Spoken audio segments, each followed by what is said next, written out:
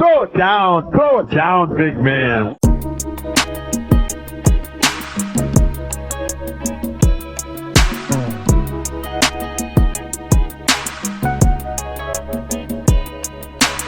Welcome everybody back to the Throw It Down Big Fella Podcast.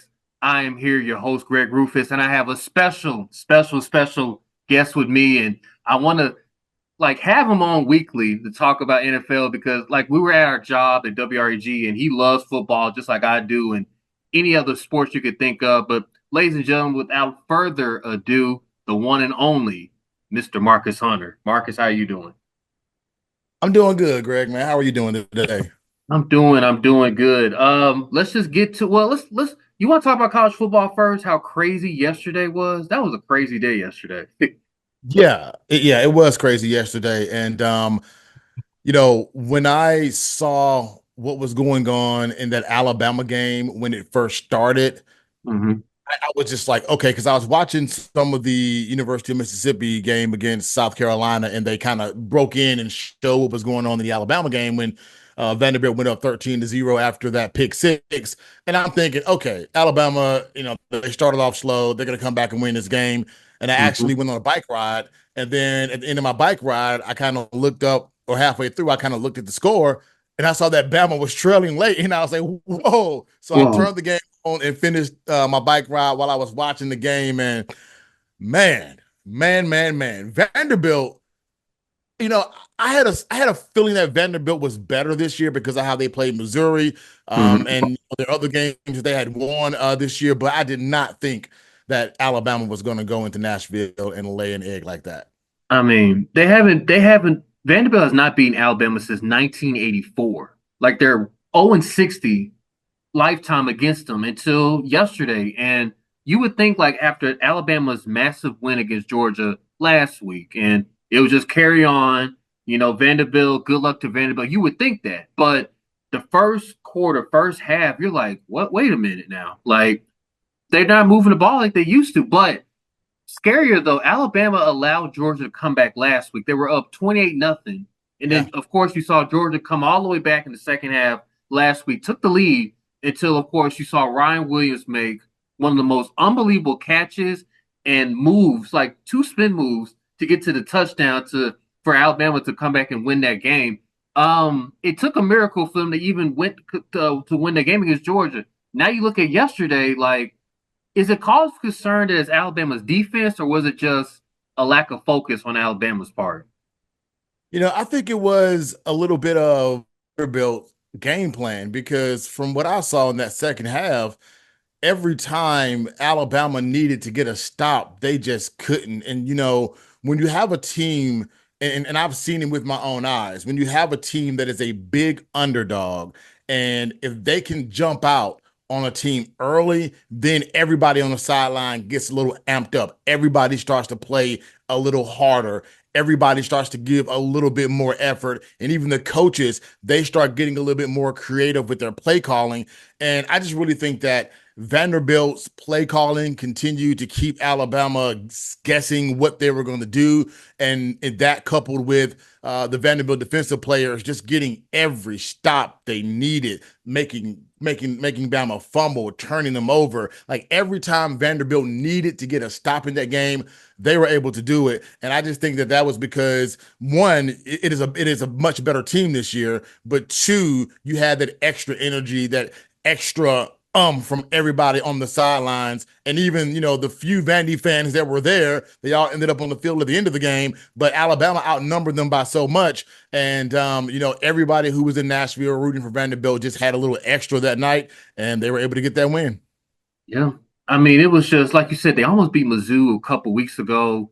They came back. They just dominated Alabama. Time possession is crazy. Vanderbilt had the ball for 46 minutes. Compared to Alabama's 16 minutes. So they controlled the entire game, allowed Alabama to not have the ball that much. Ryan Williams made some catches. He's going to be special. That receiver, he's going to be only 17 years old. It's just it's crazy. It's crazy. It's crazy. But do you feel like with Alabama losing, they're still not out of it? Of course, now it's 12 teams instead of 4. to get into the playoffs this year. So if Alabama, they can't afford no more hiccups. Like this is just they got to win out basically the rest of the year. You would think. Yeah, you would think, but I guess the only saving grace for Alabama and now for the University of Mississippi is because other teams in the SEC that you did not think were going to fall and lose to the teams that they've lost to have lost. Tennessee losing to Arkansas, Mm-hmm. Georgia losing that game to Alabama, Oklahoma, they have a loss. So it's one of those situations where Texas, of all teams, the new team in the SEC, they're the Yeah. only, but they've only played one SEC game, and that was against a Yeah. Mississippi State team that's We just not we played. know. We know. Yeah. So with that being said, I think that the SEC, in my opinion, they're going to get minimum 3 teams in the playoffs, possibly 4. So Mm-hmm. if you look at it from that standpoint, who are going to be your top 4, 3 SEC teams at the end of the year? And I think that Alabama still has that opportunity to do so, but in a couple of weeks they got to go down to Death Valley and they got to play LSU, who's also trying to make sure that they can get in. And the Iron Bowl is always going to be a tough game. So I asked the question on social media: is it that the SEC or all the SEC teams are good this year, or is the SEC a mediocre conference this year? And so, that's going to be the interesting thing to find out as we go along with this season, to just kind of see, how these teams do. Yeah. The UT Arkansas game, you mentioned it. Nico, I can never get his last name right, but Nick, the quarterback for UT, what was he thinking on that last play? If you saw it, it was the last play, was fourth Yeah. down, and they needed a touchdown, of course, and he just didn't even attempt to throw it in the end zone. He took a sack. I'm like, your awareness, like my guy, has to be a little bit bigger than that. Like, it's a devastating blow, but they play Alabama in a couple weeks, so I feel like that's a loser leaves town match. I would think, whoever loses that, It may end up being that. True. It may end up being that, whoever loses is out of the playoffs in that game.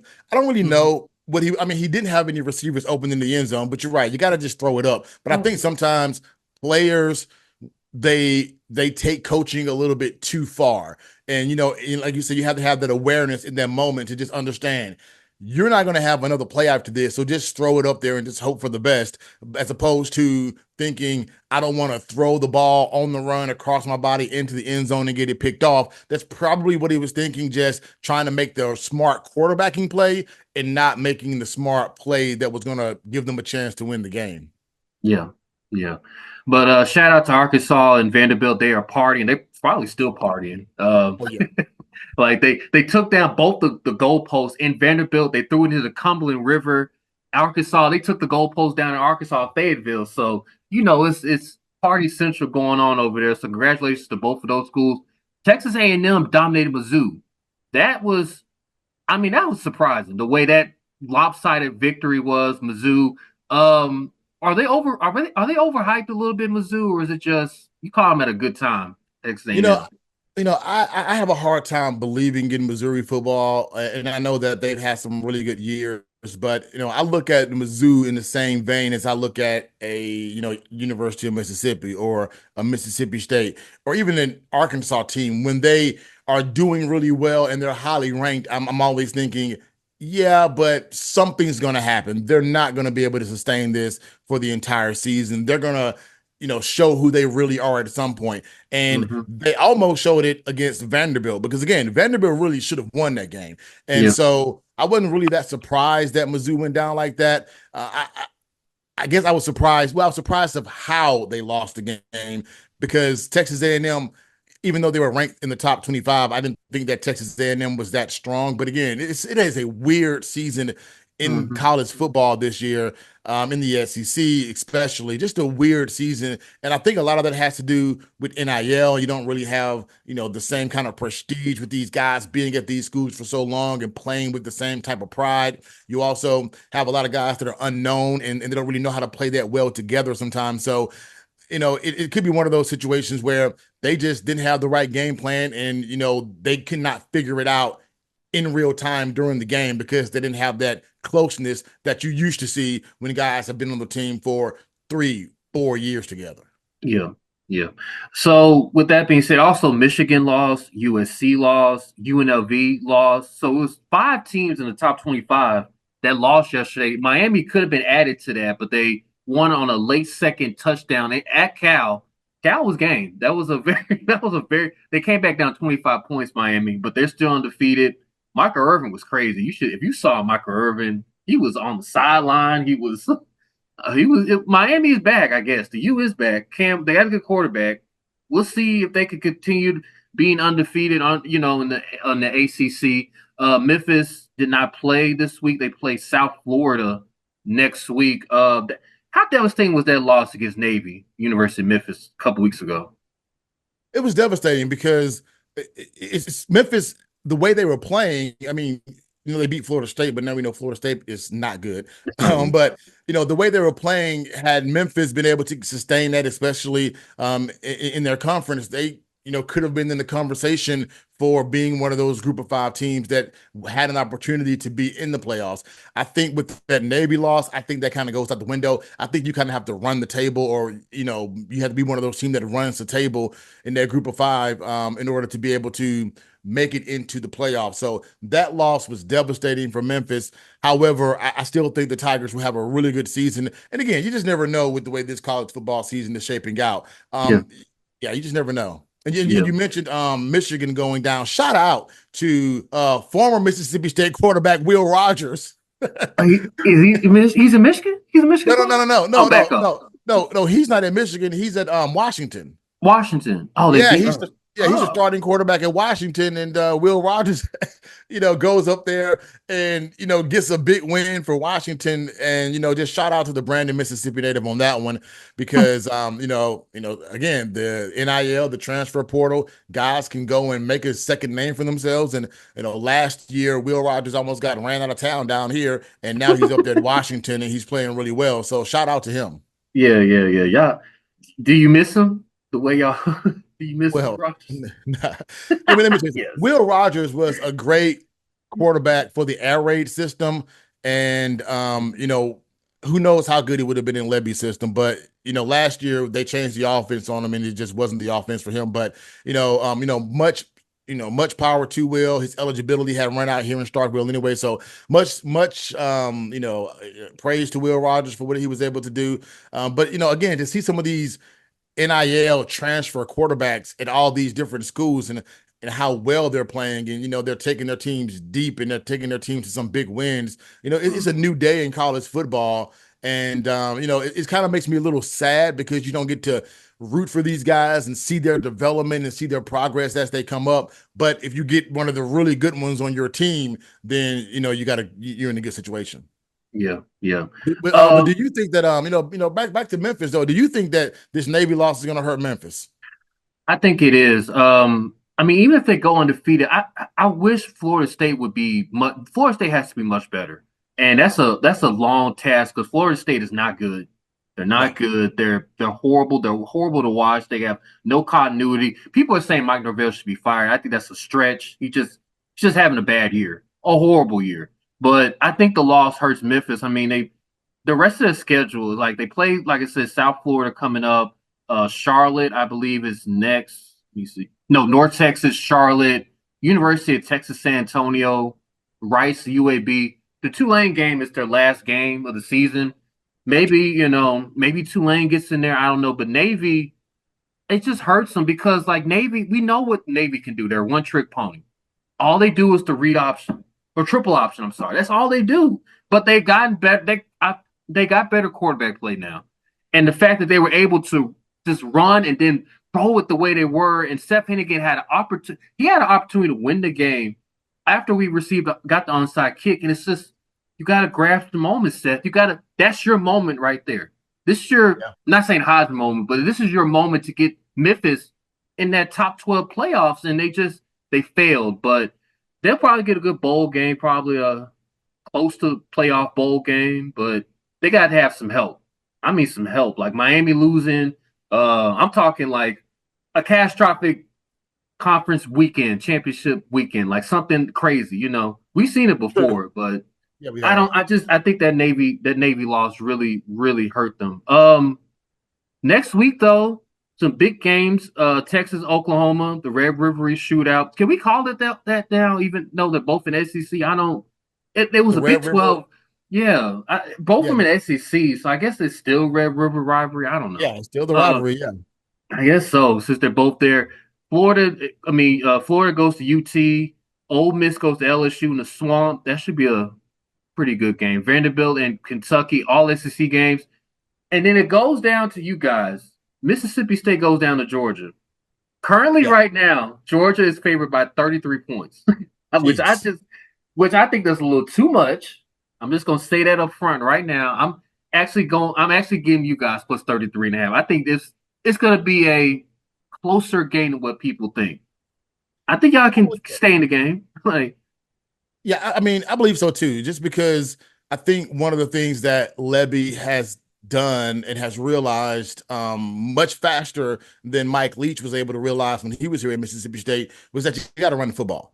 Like I know Leach had the air raid and wanted to throw the ball every time, but I mean, when you get inside the 5 yard line, throwing the ball 3 times in a row, which is not what Mississippi State football is about. sure. Levy has allowed his team to do more running. He slowed, well, in the Texas game at least, slowed down the offense because he knows his defense can't stop anybody from scoring. So that's what you have to do. It's kind of what Kentucky did to Ole Miss last week. Is when Mississippi State tries to do to Texas, but it just, Mhm. it just got away from them. Is slow the game down, run the ball, run the clock, keep those high-powered offenses off the field. And if you can get some touchdowns, the Bulldogs are going to have to score touchdowns as opposed to field goals like they did against Texas.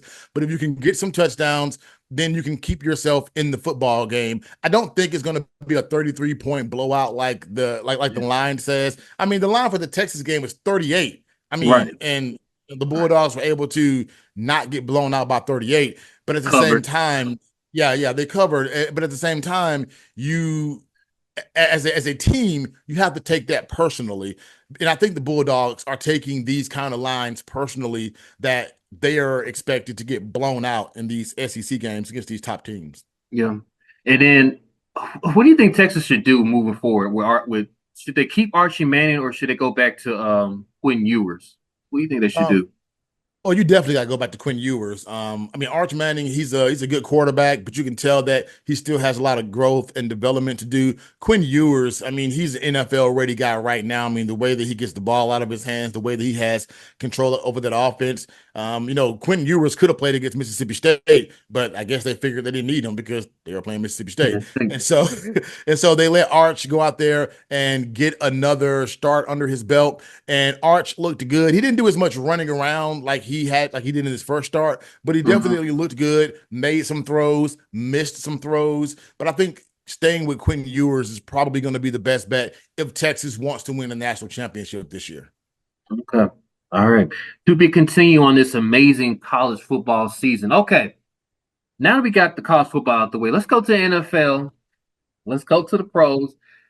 And Marcus, I'm going to start with your San Francisco 49ers. Look, I actually took a nap. I was like, you guys were up 23-10 at the half. Yeah. It was the last play I saw. Kyler Murray threw a pick, well, interception to Bosie, and I was like, oh, they Kyler Murray can't get this is over. Like it's gonna probably be 30-10. They can't figure this out. Like done deal. I wake up and it's 24-23 final. I'm like, so wait a minute. The San Francisco 49ers went scoreless in the second half. Mhm. Brock Purdy had the ball with opportunity to win the game, or at least get the game-winning field goal. He threw a pick interception. So what happened, Marcus? What happened? Well, so a lot of things happened. A lot of things happened in that game to cause the 49ers to lose. One, our kicker got hurt. Um, Mm. so that was a big deal. So the kicker goes down and making a tackle on the kickoff return, and it looked like a nasty injury. His Mm. kicking leg got bent underneath him and twisted. It looks like it Ooh. may be at worst. I mean, at best, it looks like a high ankle sprain, which is going to cause him to miss some time. And Mhm. so now we have to roll out our punter to kick our field goals. And so in the second half, the 49ers were in field goal range, but Kyle did not have confidence that the punter was going to go out there and be able to make that field goal. So we had to continue to go for it on fourth down, did not convert. And then we get down the field and we're in field goal range again. And it's one of those situations where if you are the 49ers in that particular moment, you play the clock, run up the middle, play it safe, and kick a field goal, and you put the game out of reach. But because they didn't have that option, now you got to try to continue to score the football. Jordan Mason fumbles, which is uncharacteristic of him. He fumbles the football while he was going down. Arizona recovers. They go down, score a touchdown. A penalty happens after the touchdown, half the distance to the goal. So now they go for it for two. And so now a field goal will win the game. And so, yeah, Brock. And so, it was just a series of unfortunate events. And then Jordan Mason, who's been doing so great all season long, he had the fumble that really hurt.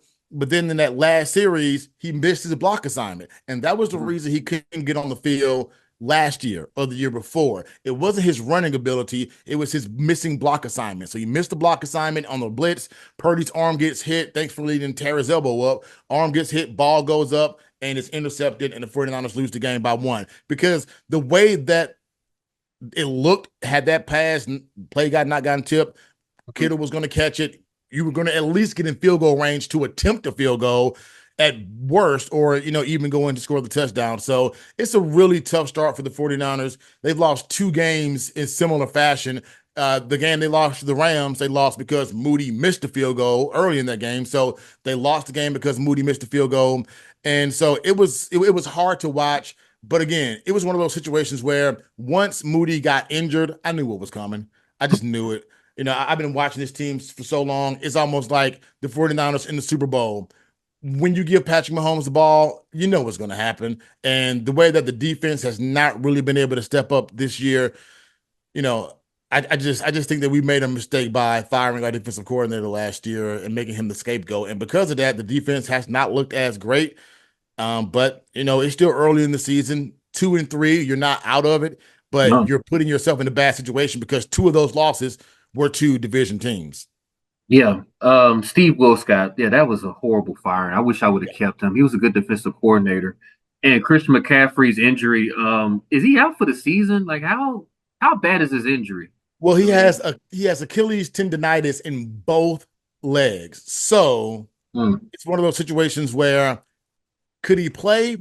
Possibly, but he runs the risk of re-injuring or making it worse or tearing his Achilles.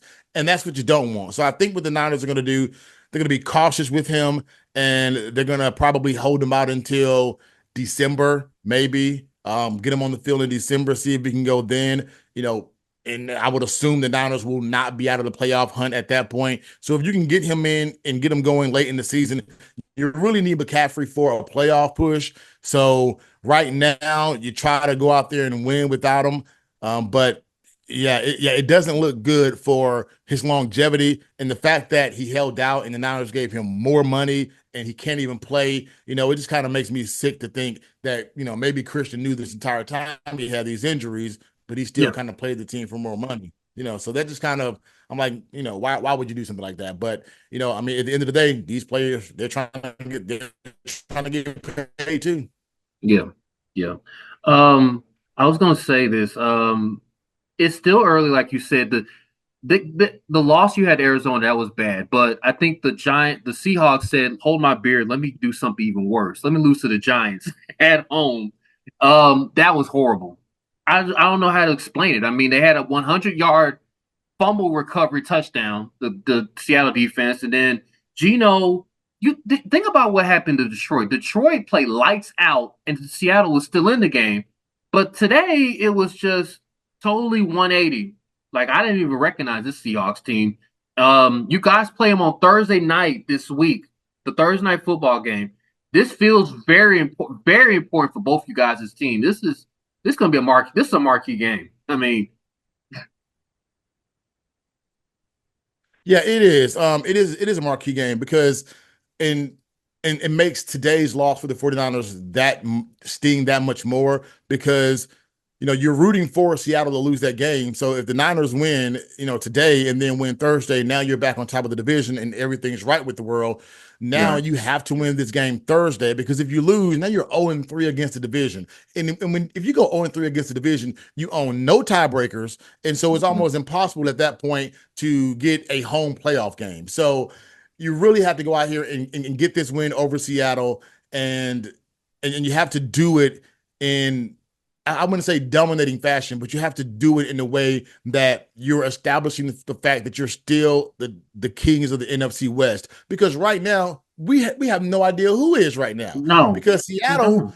yeah, because Seattle at one point I'm thinking, okay, maybe Seattle's for real. Then, like you said, they lose today, and Arizona. Like I still don't understand how San Francisco lost that game in Arizona today, but Arizona's an up and coming team. I think Yeah. Arizona will be good. They'll be in the conversation towards the end of the year, but they're not there yet. This Hmm. might be one of those years where, I hate to say it, where 10-7 might get you the division in the NFC West, which is crazy Right. to think about when you think about how great the NFC West has been in the past few years. It's like the NFC South. We thought the NFC South, oh, it might be a 98 team or not like a bad, like somebody just get above 500 NFC South. Now you look, you say Atlanta's good, New Orleans is good, Yeah. uh, everybody but Carolina, Tampa Bay is good. That game Thursday night, that Kirk Cousins, boy, God. Kirk Cousins went off for Yeah. 500 yards. Wow. Can he sustain this, or is it just one of those? Okay, big game. Kirk's gonna not show up one game. Like, I'm I'm really wondering if Kirk Cousins is any good, actually. I mean, I know he played well in that game, but then you see what Minnesota's doing this year, and they're undefeated with yes, Sam Darnold as their quarterback. I mean, yeah, Sam Darnold, who was Brock Purdy's backup last year, he's out there undefeated with the Minnesota Vikings, and Kirk Cousins never got the Minnesota Vikings to a 5-0 record. So I think the real Kirk Cousins is going to show up at some point. I've always looked at Kirk Cousins as, he's a good, solid quarterback, but you're never going to win a Super Bowl with him. Kind of like Matt Ryan was for the Atlanta Falcons. I hate to say it, but Matt hmm, Ryan, good, solid quarterback. They just put him in the Ring of Honor, I believe. But yeah, you're not going to win a Super Bowl. Yeah, he got you to a Super Bowl, but you're not going to win a Super Bowl with a guy like Matt Ryan. Almost like Jimmy Garoppolo. He can get the job done in the right system, but can he make the plays and the throws to help you win those games? Now, Kurt did show that Thursday. However, that was not on a playoff or a Super Bowl stage. But, it's going to be interesting to see kind of what happens with Kirk Cousins and the Falcons this year. But yeah, that NFC South division, I mean, I'm looking forward to seeing what the Saints do tomorrow against Kansas City, because hmm, Kansas City, they're an undefeated team. However, Patrick Mahomes has not looked great this year, he but is they're not. still undefeated. And if you're the Saints, if you really want to establish yourself as a team to beat or a team to be reckoned with this year, you got to go out there and win the game. And I think Alvin Kamara is going to have a great game tomorrow. I hope Chris Olivier gets some plug too for my fantasy football. Speaking of fantasy football, we're playing each other this week, and you had Joe Burrow as your quarterback, and Burrow. oh my goodness, that Ravens Not, Bengals game. not only did I Oh, have Burrow, I had two of Jamal his Chase, receivers. Yeah, Jamal Chase, Chase, yeah. And the other receiver. So yeah, they put up some points for me today. Oof. It had me losing that game, to start the day, but Mm-hmm. now I'm way ahead, and I'm loving it because Burrow played a heck of a game. They still couldn't come away with the win. Shout out to Lamar Jackson, Wow. but they still lost the game, but they put up some numbers. Is this lost on Joe Burrow because Shannon Sharp is just he's gonna talk about on his on nightcap later on. He's gonna blame Joe Burrow. He's been blaming Joe Burrow the past couple weeks for the way the Bengals are losing. Can this be on him, or is it just the defense is not stepping up? Which one is it? Which one do you lean towards? I mean, how do you blame a guy when the team put up 38 points and he throws for over 500 yards? And you can't really blame Burrow because he's still out there putting up the numbers. But at some point the defense got to get some stops. And Cincinnati right now, the defense isn't getting any stops, and that's what's at the end of the day, defense still wins championships. And right now, Cincinnati's defense is not playing well at all. So I don't blame Burrow. I don't think Cincinnati is going to make the playoffs this year. No. They're looking pretty bad as far as wins and losses. But I do believe that Burrow is still that dude. I think he's still a good quarterback. I just think that what is going on with Cincinnati this year will be Joe Burrow's career, because unfortunately it just seems like that's how that franchise always is. They may have a good or decent quarterback, but they just for some reason can't get it done. Mm-hmm. That's just crazy. So currently, right now, the Cowboys are playing the Steelers. They were in an hour and a half weather delay because of hail and lightning and all. And it's a snooze fest. It's 6-3. Cowboys are up. His for Dallas's sake. Well, let's talk about the Eagles. My Philadelphia Eagles. Start off. We're 2-2. Have a bye week this week. Can they turn things around? I mean, can Jalen Hurts stop turning the ball over? Can him and Nick Sirianni get on the same page? Like, what's the problem with the Eagles right now? If you could diagnose it. Their defense shows up sometimes. I think their defense just has to be more consistent. I think Jalen is trying to do too much. I think he's trying to prove something to people out there. And if Jalen can just go back to the Jalen that led them to the Super Bowl, where he just took what the defense gave him and didn't go out there and try to make plays, I think they'll be okay. I think they're still a playoff caliber team. However, they don't have Super Bowl written all over them like, people thought they did at the beginning of last year. I think the Saquon Barkley addition was a great addition. However, Saquon it's like he's a polarizing figure. It's like you either love him or you hate him. Now, I'm loving him because he's doing great for my fantasy team right now, even though he didn't play today.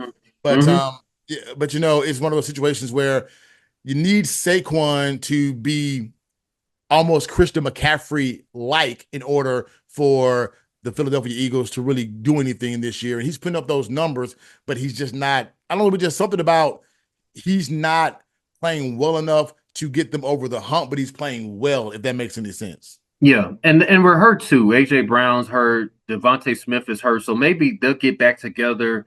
This bye week can get them back, and they play Cleveland next week. Speaking of Cleveland, is it time to bench Deshaun Watson? It's finally time, right? I mean, well, yeah. I mean, the problem with benching Deshaun Watson is you're paying him so much money. It's like you're paying him all this money, and then you're going to bench him, and then you as the Cleveland Browns, you've mortgaged your future for Deshaun Watson, and then to bench a guy is a bad look for your organization.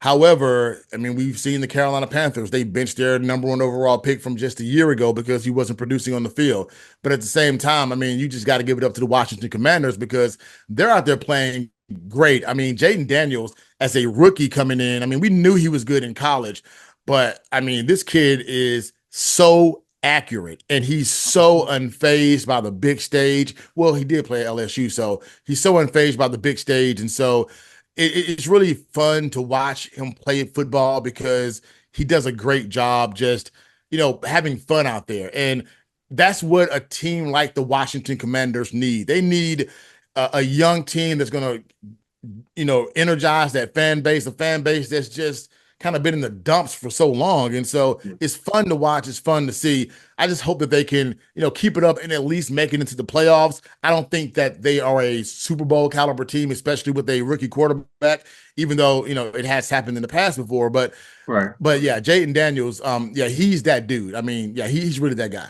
Clearly the favorites to win the NFC East so far. I think they're a scary team. I give you credit. The Washington Commanders are a very, very scary team. Is Jalen Daniels rookie of the year so far? Would you still give the slight edge to Caleb Williams? You would say Jalen Daniels? Oh, Jaden all the way. Yeah, Caleb Williams. I mean, he had a great game today, but Jaden Daniels. I mean, who expected Washington to be 4-1? I mean, people expected Chicago to be good because Chicago, they had a lot of talent. They just couldn't get it done last year, and they got rid of their quarterback playing for Pittsburgh. Right now. Justin Fields. Fields. Yeah, they got rid of Fields, and went out there and got him. So I think that he has more of an easier situation when he came into the league than Jaden Daniels. And Jaden Daniels, nobody really expected much of Washington. So I would right now definitely give the edge to Daniels, especially if the Commanders continue to win. Yeah. Quickly, a couple more things. Jaguars got the first win of the season. Joe Flacco still balled out, though. He had 360 yards. Is just Joe Flacco the answer for Indy, or do they need to go back to Anthony Richardson moving forward? I think right now, I mean, you got to ride with Flacco. I mean, Flacco, you saw what he did last year for Cleveland, got them into a playoff win. So you saw what he did last year for Cleveland. So I think that, until Flacco goes out there and, can't get it done or starts to, be turnover Joe like he has been in the past, then you got to continue to go down that road because, Richardson, he wasn't really impressive to me. He was just out Mhm. there, managing the He's game. raw. He's Yeah, he's raw. raw. Yeah. So I wasn't all that impressed, but yeah, Joe Flacco is that dude. Yeah. Just imagine Jacksonville going 0-5. Like that, Doug Peterson would have been fired tomorrow. I have a feeling he's about to be the first coach fired. I had a bet like it was either he was gonna get fired first or Nick Sirianni.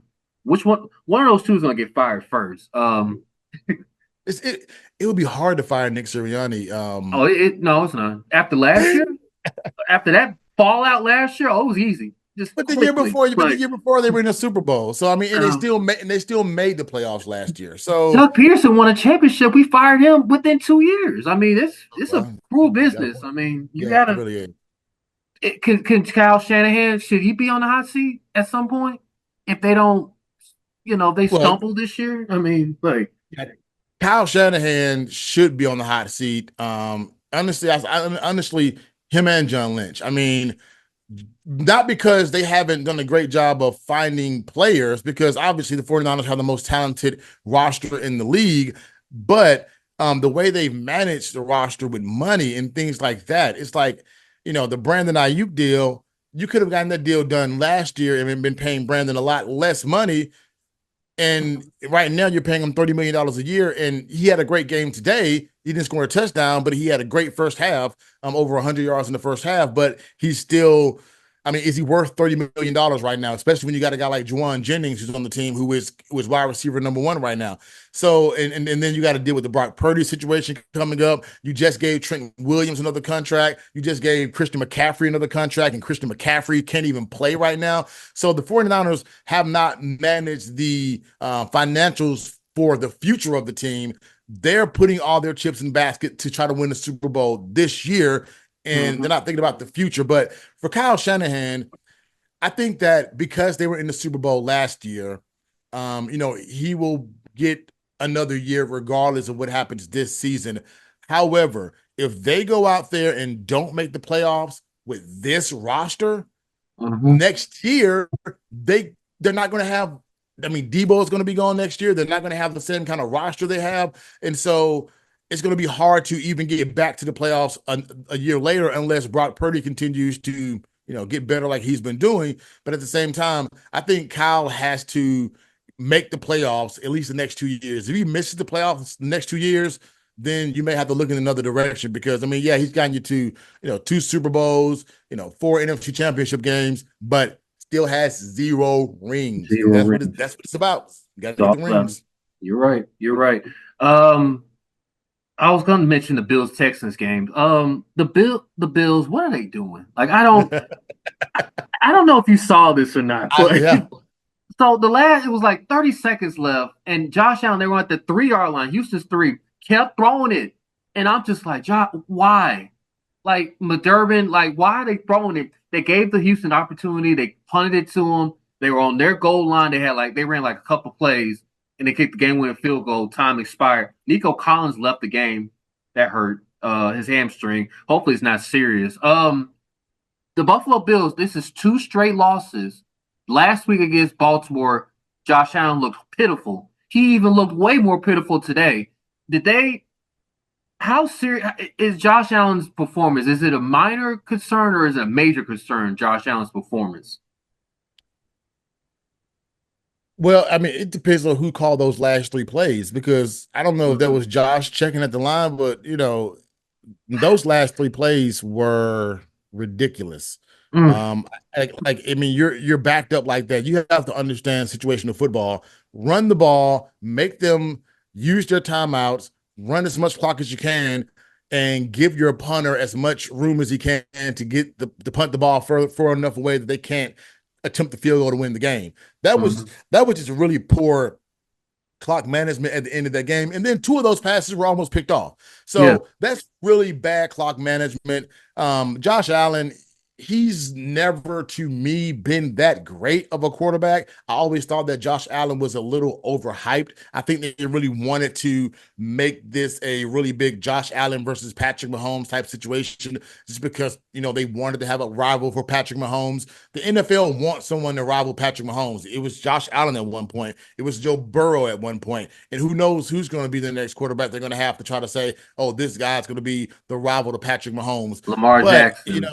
Yeah. yeah, it's Lamar Jackson right now. So I don't really think that Josh Allen is. I mean, I give Josh Allen 2 more years as QB1, and I think he'll be a backup after that. I just never really believed that he was that great of a quarterback to be someone that help your team put you over the top because he made a lot of crazy plays, but then again, he also makes plays where the other team ends up with the football a lot. So and you can't sustain a quarterback that continues to turn the ball over like he does. Yeah. That was just so crazy. So finally, other games. Miami beat New England. They need Tua back so bad. Miami, like it's just you could just tell from the way they're playing. Like Tua needs to come back immediately. I know they want Tua to retire and all, but he needs to come back immediately. So they just look horrible. They look Yeah, they slow. do. Like they need Tua back. The the Las Vegas Raiders lost to Denver. Is Bo Nix really that good, or is it just I don't know? Like, I think Denver's defense is just really that good. And you weren't really thinking about Denver having a really good defense, um, you know, because who they have at the head coach position, but Sean Payton. I mean, Denver's defense has been playing really good this year, and I think it's more Denver, not giving up a ton of points is what really is helping this team be really good this year.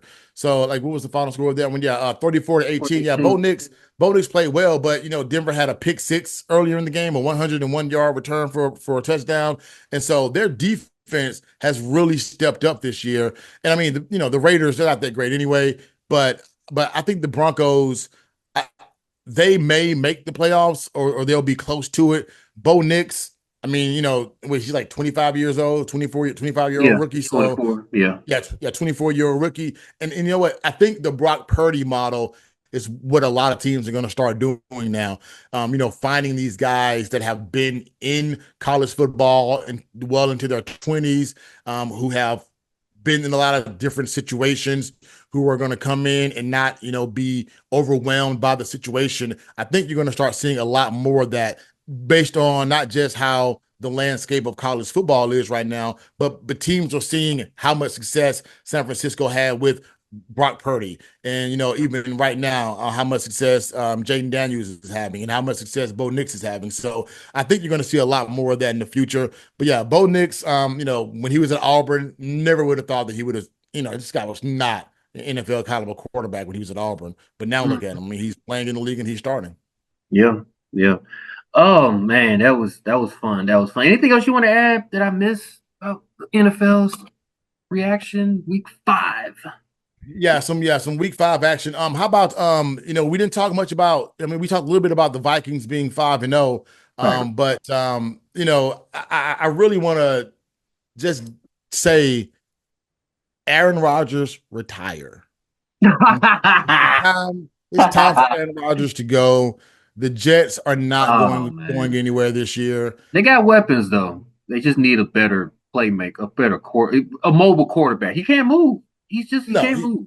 I mean, he can't. And when he makes, like, Aaron Rodgers, he makes one play, he gets outside the pocket and makes one play, and everybody's like, "Ooh, Aaron Rodgers on the move. That leg is looking great." Blah blah blah blah blah.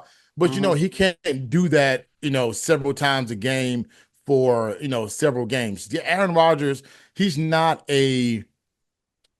How do I put this? He's not a quarterback for today's NFL player. Today's NFL player is a lot different than the guys that came in when Aaron Rodgers was coming in his rookie year. These guys are younger, they're carefree, they don't like being talked to or yelled at, certain ways. And Aaron Rodgers, he sometimes has to check his attitude. So I really think that Aaron Rodgers, after this year, he should probably just go ahead and hang it up. don't continue to be like Favre. Just continue to try to play and play and play. Just go ahead and hang it up. You're not Tom Brady. You're not going to win another championship, especially not with the Jets. So, I just wish Aaron Rodgers would just, go ahead and retire because sometimes you just got to let the new blood come in and let the new blood take over. And Aaron Rodgers right now, well, him and Joe Flacco, but nobody's really talking about Joe Flacco like that. They're the last of, the old school quarterbacks. And so I think it's time to let some new blood get in here and, some young players who can build camaraderie with the team. But it also just says just how bad of an organization the New York Jets are because, they haven't had a good quarterback in forever. And at some point, it's not all the quarterbacks. It's at some point you got to think, well, maybe it's the organization. I mean, look at what's going on in Minnesota right now. Yeah. Yeah. Minnesota's for real? You think they are for real or just the opponent that they had? No. Well, I mean, they beat the 49ers, but then again, right now, that's not saying much. I think Minnesota reminds me of one of those teams, it happened a few years ago where they started out great. I'm not talking about the Eagles, but yeah, you are. Yeah, you are. I think Minnesota is going to have a good season. They may even win the NFC this year because they're so far out ahead right now with their 5-0 start. As long as they don't fall in their places, they may even win the NFC. Oh, the Lions, who I was thinking about.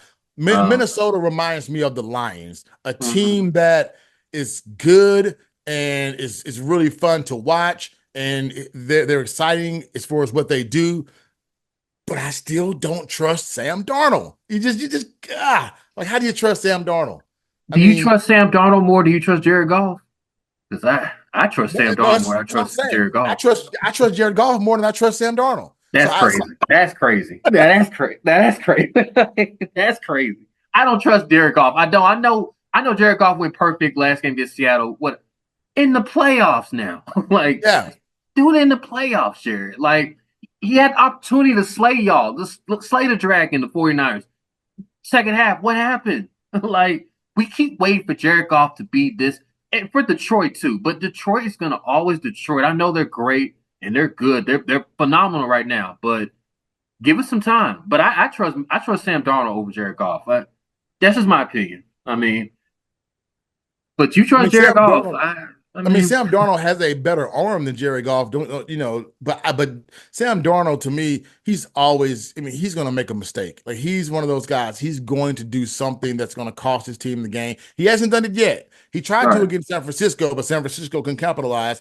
But you never know. He may continue to get better as the season goes on and get some confidence, and that might be what he needs to, be the best quarterback, and lead his team to a Super Bowl. But, the Lions and the Vikings, it's been so long since the Vikings have been close to a Super Bowl that it's just hard to just see them even getting in there. And for the Lions, they've never been to a Super Bowl. So, whenever they finally do, if they ever do, cross that threshold of getting into the Super Bowl, it'll be great, but I just don't see it happening for either one of those teams this year, even though, they're both playing really well. I still think when you get to the playoffs, it comes down to talent and comes down to playmakers. And, you can't let San Francisco get in the playoffs with a healthy roster, because if they do, they can beat you. You can't let Philadelphia get into the playoffs with a healthy roster, because if they do, they can do a lot of damage. Those teams, San Francisco, Philadelphia, honestly, I believe those are still the two tops of the NFC, even how they have started this season. I just don't see any of those other teams taking the reins right now. The Commanders look good, but will they don't have the playmakers to step up and make those plays when they get to the postseason. Commanders might be like the Green Bay Packers of last year, a team that looks really good at the end of the year, gets in, maybe even wins a playoff game, but they're not going to have what it takes to sustain and get all the way. Yeah, and I worry about Jalen Daniels taking all his hits. A couple weeks ago, week one, his helmet kept popping off every time he would make a play, and I'm like, man, stop taking these hits. You want to survive in NFL a little bit longer. Slide, do some, athletic quarterbacks. What you said about Aaron Rodgers is not athletic. We get it. It's just his time. Time is probably time for him to go. But athletically, he's still there. he's probably his rookie of the year, like you said, but I don't trust their playmakers outside of McLaurin. I mean, and Brian Robinson for Washington, but time will see. Washington plays Philly and Dallas and all that. Dallas is actually up in this snooze fest of a game. It just went to halftime. Like, Dallas probably going to win. Justin Fields is just, can they get Russell Wilson back immediately? I mean, Russell Wilson may be the answer to, I don't know, but Pittsburgh You is just think, going to Pittsburgh. a lot of Pittsburgh fans are wanting them to stay with Justin Fields out there because, I mean, they started off the season well. He's made some plays, but yeah, I think Russell will be a better quarterback to lead this team into a playoff run. But, Fields, I mean, he's kind of held his own, Yeah, so far. 30 yards so far. So, Ooh, 30 yards. Ooh, yeah, yeah, that's that it. is that's a That's bad it. football game. Being a news person, someone who works in news, man, you got to hate it for whoever's anchoring the NBC news. Everybody. Yeah, everybody. I mean, with the late start on the game, it's just Oh, now going into halftime, and it's 10 o'clock. They're supposed to go on there at 10. They're not going home till midnight tonight. After midnight. problem. Let it go to overtime. Oh boy. Oh, Like, yeah, a snooze fest game that goes to overtime. They go to overtime at 6-6. wow, wow. So, anything else you want to add, Marcus? We can put a bow on this episode. No, man. Just been fun talking with you. I'm looking forward to next week what goes on with Mississippi State and Georgia. I might try to go to that game, go to Athens, and that's the plan right now. We'll see if anything changes. But I don't expect to win. But hey, if they can play You're there hard for and a good hold their time. own, yeah, I'm You're there there. for a good time. But I'm really looking forward to see what State does next week and what Memphis does. I'm glad they didn't play this week because I didn't have to worry about a loss. So, that's always good. But yeah, I mean, I'm excited about this season, college football and NFL football. NFL's really wacky season right now. SEC is really wacky as well. So, maybe that wackiness just means there's more parity, and that's what it's all about. On any given Saturday or Sunday, anybody can beat you. And shout out to Vanderbilt and the people who were Arkansas. able to get that goalpost out of the river after the fans walked it about 2.5 miles from the stadium and dumped it in the river. Shout out to them. Crazy. Shout That's out to the crazy. police officers who at least escorted the fans down the street so they didn't, tear up too much stuff. Yeah, yeah. That was fun. That was fun. Another London game next week, Jacksonville and Chicago. That's we'll get anyone up for next Sunday morning. I don't know, but you guys a game Thursday night. That should be a good game. Let's see, Detroit and Dallas. That's a 3 o'clock game. That should be good. That should really, really be good. Sunday night next week. I don't know. Cincinnati, New York Giants. I don't know. How That do you could feel be a. about this? I was going to ask you, how do you feel about this early bye week for the Eagles? It seems pretty early, man. You guys gonna have to go 12 straight weeks of playing football. I feel like now, if this was any other year, I'd be like, "Oh, this is too early," because you got to play a brutal stretch. But they need it so bad, like injuries and all that, and get a clean little slate going. Because, like I said, we play Cleveland, the Doodoo Browns next week. They need to win that game and make a statement game. And moving forward, they play Pittsburgh, Baltimore, Dallas coming up. So it's some games that Philadelphia needs to take advantage of coming up in a few couple weeks. But yeah, this bye week they needed it right now, and I'm not mad at it. So you guys have a bye next. Well, no, you don't. You have a Thursday night. So you have 10 days off after you guys' game. Got a brutal schedule coming up, man. We got Seattle, Kansas City, Dallas, Yeah, Tampa, Seattle again, Green Bay, yeah. Buffalo, I'm Chicago. I'm looking Brutal forward to that schedule. Kansas City. I'm looking forward to that Kansas City game in a couple weeks. That's gonna be fun. That's gonna be Yeah. a fun game. Like I can't wait for that. The rematch, Super Bowl rematch. With that being said, that will conclude this episode of Throw It Down Big Fella podcast. You guys, please subscribe to my podcast on YouTube at Throw It Down Big Fella. Follow on Instagram at Throw It Down Big Fella Pod. I'd like to thank my special guest Marcus Hunter for laying it down as usual. He is the man, friend of mine, former coworker. You catch him. What's the Mississippi? What's the letters? The station letters again. People can check it Oh, out. the station, WCBI TV down here, and you can catch me on the news there, or if you want to come over here to Mississippi State University and sit in on one of my classes, always feel free because I'm always teaching. Okay. What's your Instagram follow? Instagram. Marcus underscore Hunter on Instagram. Marcus underscore Hunter on Instagram. Marcus underscore Hunter on Twitter. And you can catch me on those platforms. And if you want to check me out on YouTube, it is Hunter Eyes Media on YouTube. You can check me out there as well. I put up some videos, some posts, and podcasts as well. So check me out. All right. With that being said, we'll check you guys next week. Until then, peace out. Throw it down, big man.